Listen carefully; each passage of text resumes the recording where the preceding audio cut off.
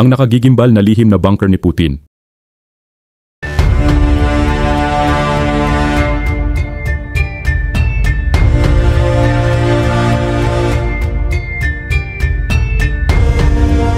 Noong bandang dulo ng March 2022, may ginawa ang dalawang eroplano na medyo kakaiba.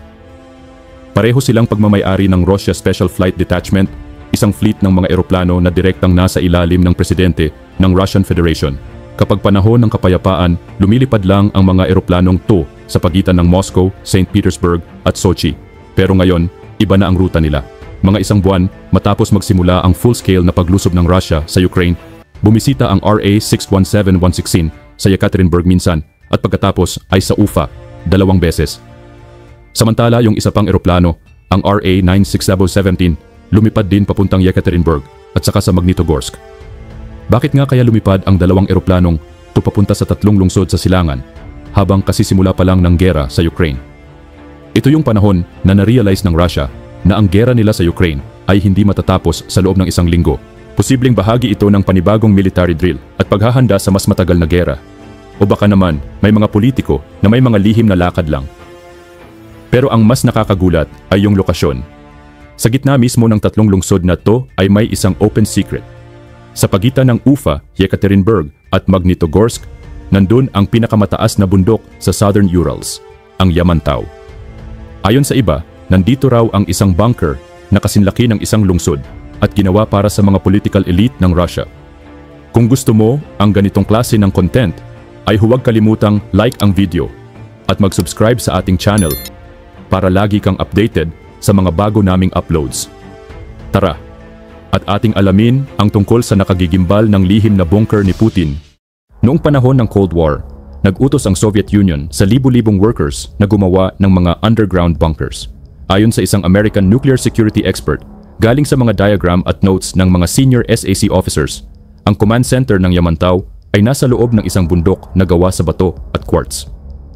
Mga 900 meters mula sa tuktok. Isa itong military base na pinaglalagyan ng mga top Russian political leaders. Dahil gawa sa quartz ang malaking parte ng bundok, mahirap ang communication. Nakakaistorbo ang quartz sa radio signals. Pagkatapos ng Cold War, akala ng lahat ay iniwan na ang Yamantau. Tapos na ang panahon ng walang limit na budget ng komunismo. Pero kakaiba ang Yamantau. Noong 1990s, nakita ng US spy satellites na may ginagawang muli ang Russia sa lugar na ito. After more than 30 years, may mga nagsasabing aktibo ulit ang construction. Katabi ng Yamantau ay ang bayan ng Mezhgorye. Binuo ito mula sa pinagsamang 2 military camps at ngayon ay isang military restricted na lugar. Hindi basta-basta makakapasok ang kahit sinong Russian. Kaya noong dulo ng April 2021, nagulat ang mga taga-Mezhgorye. Ayon sa isang newspaper mula sa Ufa, may dumating na convoy na binubuo ng at least 19 na heavy construction vehicles. Lahat may plaka na rehistrado sa Moscow.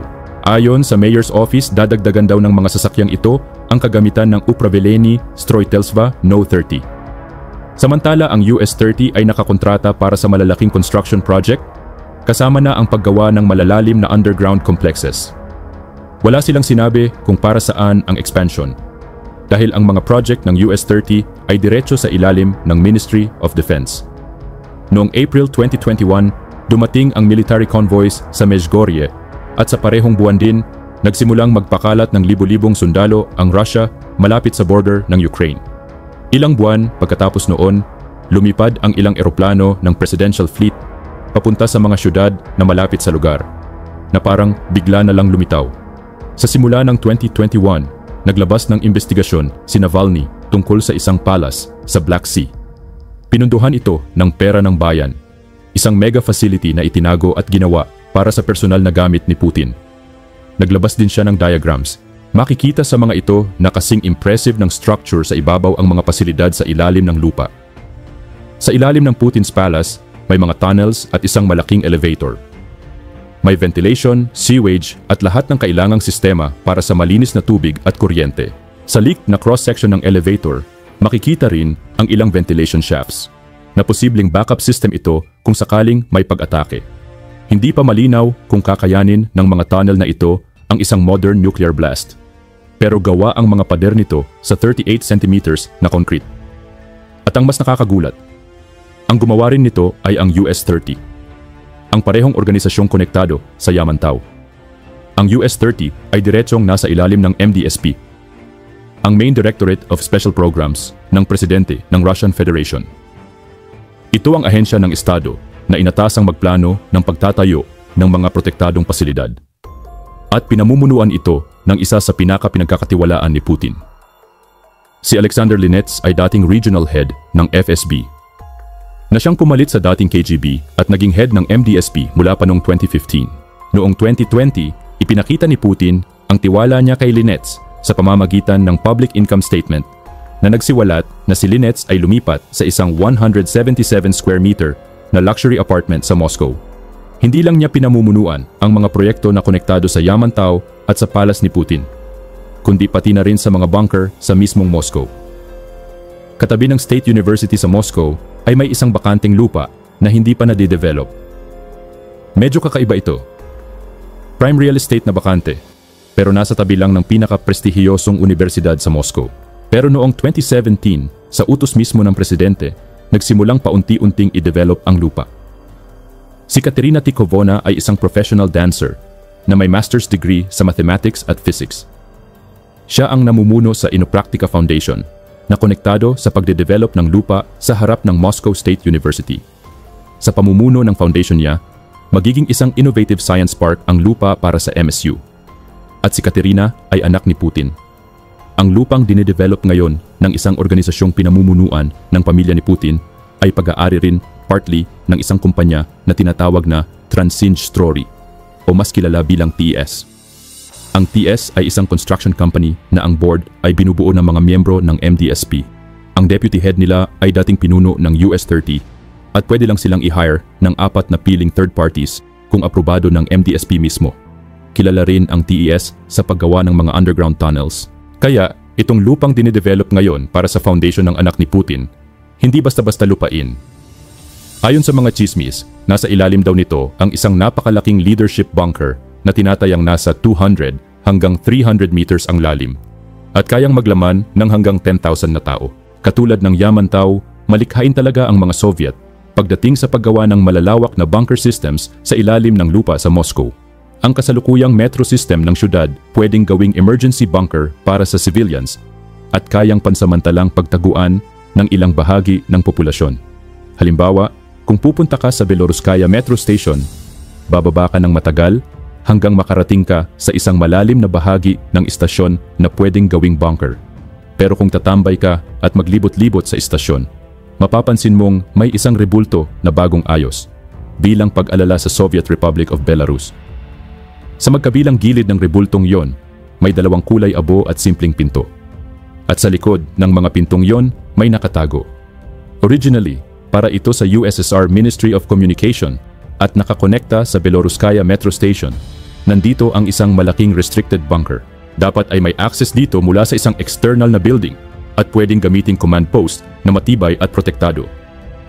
Hindi ito para sa mga ordinaryong civilian, kundi para sa mga militar at political leaders ng Russia. Pero ngayon, ang bunker na ito ay luma na at hindi na magandang gamitin. At ang mga ganitong klaseng construction, hindi naman talaga bihira. Halimbawa, ang Ministry of Foreign Affairs, meron din daw sariling bunker. At may mga lumang litrato na na-declassify na nagpapakita ng mas malalaking disenyo ng mga ibang bunker complexes na pwedeng i-integrate sa kasalukuyang metro system ng Moscow. Pero, hindi tulad ng Beloruskaya at ng mga na-declassify na imahe na nakita na ng publiko, may mga underground bunker systems pa rin sa Moscow na nananatiling lubos na sikreto. Noong November 17, 2015, nahuli ng FSB si Pavel Safronov, isang digger sa Moscow. Isang taon bago ito, si Pavel at ang ilan pa niyang kasama ay naging bahagi ng Metro 2 tunnel system ng 3 araw. Ang Metro 2 ay sinasabing isang lihim na underground metro na konektado sa Kremlin at sa isang napakalaking underground bunker complex na pinaniniwalaang nasa tabi lang ng Moscow State University. Yung lupang dinedevelop ngayon, ayon sa grupo ni Pavel, may mga tunnels daw na daan-daang metro, ang haba at 25 meters ang taas. Bagamat marami rin daw sa mga ito ang iniwan na at lumang-luma na. Pero ikinuwento rin ni Pavel na may nakita siyang isang nakasaradong entrance na konektado raw sa Kremlin. Pero ang mga kwento ng mga digger na ito ay puro sabi-sabi lang. At wala ring matibay na ebidensya na ginagamit pa ang mga tunnels habang nandoon sila ni Pavel.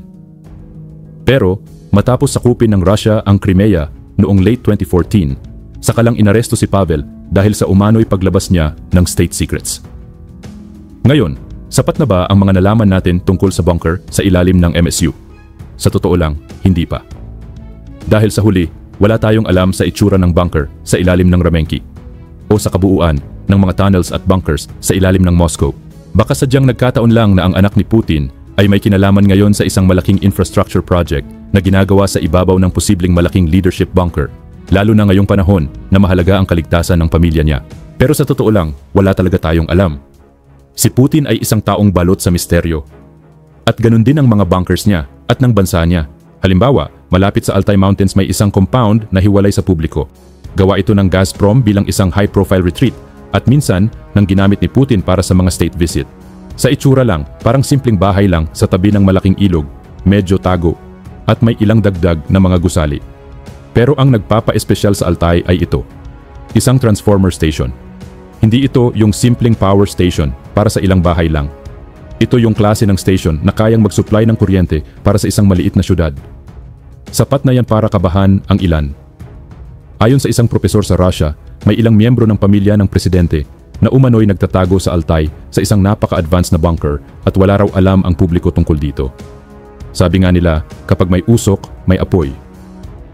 Pero ang totoo, mahirap gumawa ng mga bunker at mas mahirap itong itago. Malabo ring makagawa si Putin ng isang buong underground city nang hindi ito mapapansin ng publiko. Pero sa totoo lang, kung sa Altai man, sa Yamantau, sa personal na palace niya, o malapit sa Moscow State University, wala pa rin talaga tayong alam kung gaano kalawak o ka-advanced ang mga bunker na ito. Madaling isipin na baka may malalaking underground cities na pinapatakbo ng isang malakas na political power. Pero baka rin naman, mga simpleng kwarto lang ito na may lumang pintura at medyo sira-sira. Katulad ng estado ng Russia, ang katotohanan tungkol sa mga bunkers na ito posibleng nasa gitna lang. Misteryoso pero totoo. Organisado pero magulo, malakas pero may kahinaan.